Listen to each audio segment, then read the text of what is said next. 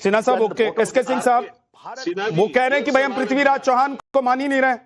पृथ्वीराज चौहान क्या बोल रहे हैं नहीं बोल रहे हैं उससे हमको कोई लेना देना नहीं है। चाहता हूं के सिन्हा जी, आपकी सेना में एक आदमी करप्ट हो जाता है या आपको एक आदमी। रुक जाइए के शर्मा, रुक जाइए। एसएन सिंह से मैंने पूछा है। एसएन सिंह जी, के शर्मा और कांग्रेस के तमाम जितने नेताओं के बयान आए हैं वो कह रहे हैं कि हम पृथ्वीराज चौहान को तो मान ही नहीं रहे। उनका जो बयान है वो जाने। विद्यानाथ जी, शर्मा जी क्या कह रहे हैं, ये शर्मा जी के पार्टी का विषय है कि वो कह रहे हैं कि हमारी पार्टी में बहुत सारे लोग दिवालिया हो गए हैं, मानसिक दिवालिया हो गए हैं, उम्र दराज हो गए, ये उनका विषय है। लेकिन शर्मा जी से जरूर कहा जाएगा कि शर्मा जी आपके पार्टी के लोग देशद्रोही जरूर हो गए हैं। देशद्रोही इसलिए कहते हैं कि कोई भी व्यक्ति जो भारत की सेना के मनोबल को तोड़ने का कार्य करता है, दुश्मन देश का चाहे मौखिक तौर पे या किसी भी तरीके से मदद करता है, वो देशद्रोही और कांग्रेस देशद्रोही का काम कर रही है। और मैं कह रहा हूं किसको किसको कहेंगे शर्मा जी, राहुल गांधी जी चाइना के सैनिकों से भारत के सैनिकों की जब झड़प होती है तो कहते हैं कि हमारे सैनिक पीटे गए, हमारे सैनिक हार गए, हमारे सैनिकों को मारा गया।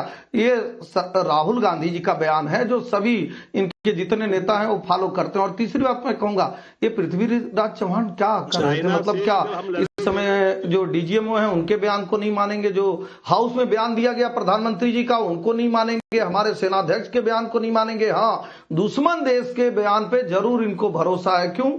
इसीलिए ना क्योंकि इनके मणिशंकर अय्यर जी कहते हैं पाकिस्तान के पास बहुत बड़ा परमाणु बम है। अब किसको किसको शर्मा जी कहेंगे कि वो मानसिक दिवालिया हो गया है, उसकी उम्र हो गई, तो पूरी कांग्रेस को बाहर कर देना चाहिए। और हाँ, ये कांग्रेस को बाहर करे चाहे ना करे, कांग्रेस के इसी दिवालियापन के नाते, कांग्रेस के इसी जो है के नाते आज भारत की जनता ने कांग्रेस को बाहर कर दिया। वो ये मान के चली कि कांग्रेस एक देशद्रोही पार्टी है। जब 26/11 की घटना होती है तब भी अरुण और दिग्विजय सिंह जी का बयान, और जब पठानकोट बालाकोट होता है तब भी कांग्रेस के लोगों का बयान, हमेशा भारत के विपरीत बयान आता है। मैं एक बात कह रहा हूं भाई, आपको क्यों नहीं लगा कि भारत की सेना जो है, जो पाकिस्तान ने कहा कि हमारे 7 ठिकानों पर हमला किए, हमारे 40 नागरिक मारे गए हैं, हम तबाह हो गए हैं, आपको क्यों नहीं भारत पे भरोसा हो रहा है? इसलिए क्योंकि आप भारत के नहीं रह गए हैं, आपकी विचारधारा भारत की नहीं रह गई। अगर आपकी विचारधारा भारत की होती तो आप अपने सैनिकों पर, सैनिकों के शौर्य पर और अपने साजो सामान पर इस तरह से सवाल नहीं उठाते।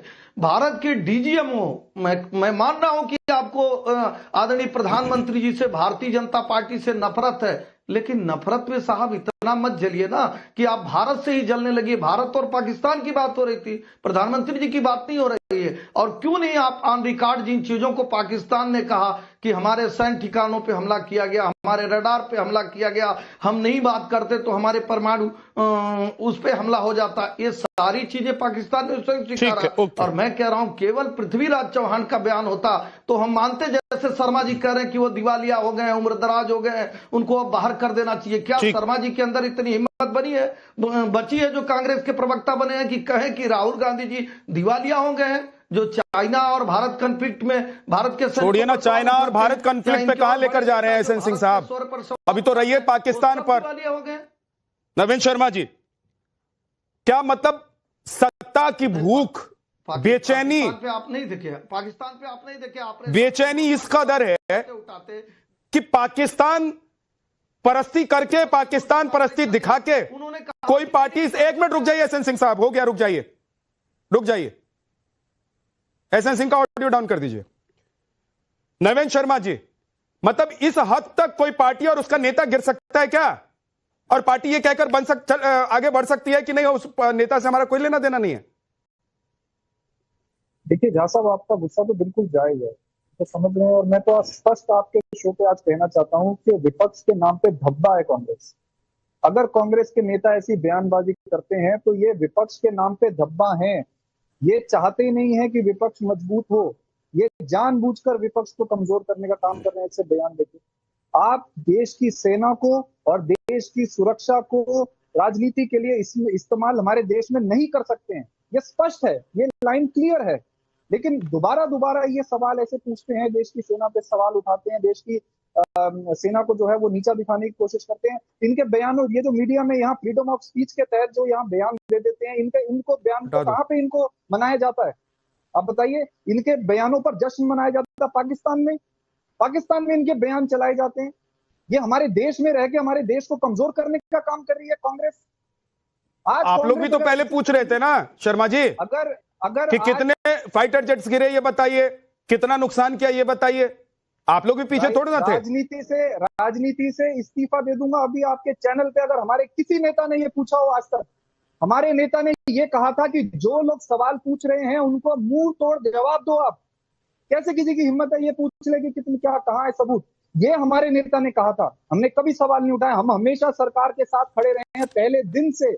मैं ये कहना चाहता हूं कि अगले 100 साल भी लगी रहे कांग्रेस अगर ऐसे बयान देकर, तो ये आ नहीं सकती सत्ता में, लोगों के दिल में जगह नहीं बना सकती। एक चीज मैं समझना चाहता हूं नवीन शर्मा, कि मतलब विपक्ष या कांग्रेस पार्टी, क्या कांग्रेस पार्टी को यह लग रहा है कि उसका डीएनए पाकिस्तान वाला है? क्या उसको लग रहा है कि नहीं पाकिस्तान के लिए बोलेंगे तो हिंदुस्तान में उसको फायदा हो जाएगा, सत्ता में वापसी हो जाएगी? तो देखिए, कोई भी देशभक्त इंसान हमारी सेना पे सवाल नहीं उठाएगा। हमारे देश में हमने तो ऐसी तालीम, हमने तो ऐसी पढ़ाई करी है जहां पे हमने दिन रात अपनी सेना को मजबूत करने का जो है वो सपना देखा है। आज अगर हमारे देश में नेता जो है वो सेना को कमजोर करने का काम कर रहे हैं, तो ऐसा लगता है कि ये किसी षड्यंत्र के तहत कर रहे हैं। हम तो ये कह रहे हैं कि आज जब देश में सवाल ये होना चाहिए कि प्रदूषण 1000 पार हो गया, दुनिया के सबसे प्रदूषित जो है शहर हमारे देश में हो गए, बीजेपी को घेरना चाहिए। कांग्रेस जो है लगातार ऐसे बयान देती है, जब ये सवाल खत्म हो जाते हैं तो कांग्रेस जो है एब्सोल्युटली एंटी नेशनल इस समय ट्रैक पर चल रही है। इनको ना देश की नब्ज से मतलब है, ना इनको देश के मुद्दों से मतलब है। ये लगातार ये काम कर रहे हैं जिससे विपक्ष कमजोर हो रही है। हम तो सीधा सवाल पूछते हैं आपसे, आप बताइए, एक ये बीजेपी है और एक ये कांग्रेस है। बीजेपी का नेता जो है वो सेना के रक्षा सौदे में दलाली करते हुए पकड़े गए थे कि नहीं पकड़े गए थे? आप बताइए। ये बीजेपी ने भी देश को कमजोर करने का काम किया। के प्रवक्ता कह रहे थे मैं चैनल छोड़कर चला जाऊंगा। एक बयान सुनाइए आम आदमी पार्टी के सर्वप्रिय नेता का, इनसे पूछिए कि क्या ये चैनल छोड़कर अभी चले जाएंगे? सर्जिकल स्ट्राइक के बाद आम आदमी पार्टी ने क्या बयान दिया था, नेता ने ये बता के जाएं कि वो देश विरोधी बयान था कि वहां तो कुछ हुआ ही नहीं है, वो तो सेना को बताना पड़ेगा, ये तो ऐसे ही शूट कर लिया गया है, वो तो वहां पेड़ गिरे हुए हैं। ये कौन सवाल उठाता है? आम आदमी पार्टी। दरअसल सब लोग जो है ना, मैं कह रहा हूँ आप मोदी जी से विरोध करिए, मैं दोबारा कह रहा हूँ लोकतंत्र में आपका अधिकार है कि आप मोदी जी से विरोध करिए, लेकिन साहब भारत से विरोध तो मत करिए। जिस देश में रहते हैं उसके साथ तो गद्दारी का कार्य मत करिए। समय समय पर सभी पार्टियां इस तरह के गद्दारी का कार्य करती हैं। आपका बयान अभी दिखा दीजिए, आप कहे आप नंबर भेजिए, मैं भेज दूं कि अरविंद केजरीवाल जी का क्या बयान रहता है।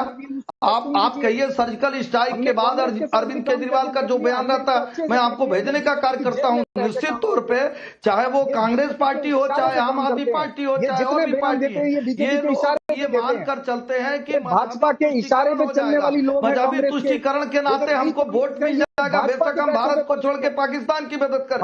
अरे भैया, भारत में अगर आप रह रहे हैं तो भारत की 48 करोड़ रुपए भारत की सेना के नाते आपकी इज्जत, आबरू, आपकी सुरक्षा बची, इसलिए भारत के साथ खड़े हुए भारत की विचारधारा के भाजपा ने दिलाए इन लोगों को ताकि ये दिल्ली में आम आदमी पार्टी के खिलाफ काम कर सके। भारत की कांग्रेस भाजपा की जेब में है। कांग्रेस भाजपा के नवीन शर्मा जी, देखिए ये आप लोगों का रोज का काम है। For more of such videos, do like, share and subscribe to ET Now Swadesh.